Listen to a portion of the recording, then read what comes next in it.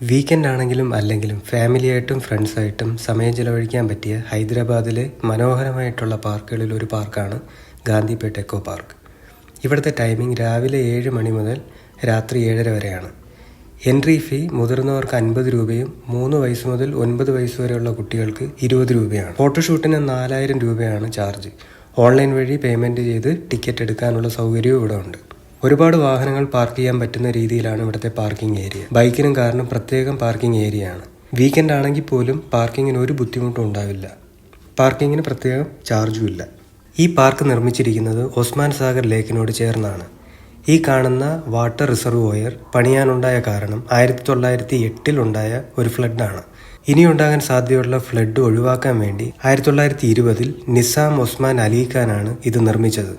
46 ഏക്കറിലാണ് Osman Sagar ലേക്കിന്റെ വിസ്തൃതി. 18 ഏക്കറിൽ 35.6 കോടി രൂപ ചെലവഴിച്ചാണ് ഈ പാർക്ക് നിർമ്മിച്ചിരിക്കുന്നത്.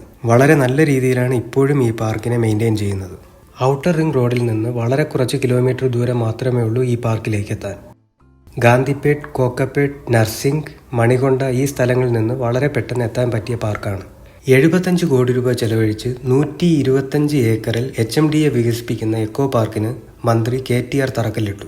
ഇൻഫിനിറ്റി പൂൾ, അക്വേറിയം, ആഡംബരപൂർണമായ തടി കൊണ്ടുള്ള കോട്ടേജുകൾ, ക്യാമ്പിംഗ് ടെന്റുകൾ, ബട്ടർഫ്ലൈ ഗാർഡൻ എന്നിവയാണ് ഇതിൽ ഉൾക്കൊള്ളിക്കാൻ പോകുന്നത്. തെലങ്കാനയുടെ കൾച്ചറും ട്രഡീഷനും ഈ പാർക്കിൽ ഉൾക്കൊള്ളിച്ചിട്ടുണ്ട്. ഇവിടുത്തെ പ്ലേ ഏരിയ കുട്ടികൾക്ക് വളരെ ഇഷ്ടപ്പെടുന്ന രീതിയിലാണ് ചെയ്തിട്ടുള്ളത്. അതുകൊണ്ട് തന്നെ വീക്കെൻഡുകളിൽ ധാരാളം കുട്ടികൾ ഇവിടെ വരാറുണ്ട്. ഈ പാർക്കിനെ വളരെ വ്യത്യസ്തമാക്കുന്നത് ഇവിടുത്തെ ഗ്രീനറിയാണ്.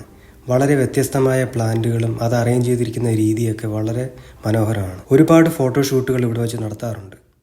ഇതിനകത്തൊരു ആംഫി തിയേറ്റർ ഉണ്ട്. സൺസെറ്റ് കാണാൻ പറ്റിയ ഒരു ബെസ്റ്റ് സ്പോട്ടാണിത്. ഈ പാർക്കിനുള്ളിലൂടെ ചുറ്റി നടന്ന് എല്ലാ കാഴ്ചകളും കണ്ട് തിരിച്ചു പോയപ്പോഴാണ് ഇതെത്ര മനോഹരമാണെന്ന് മനസ്സിലായത്.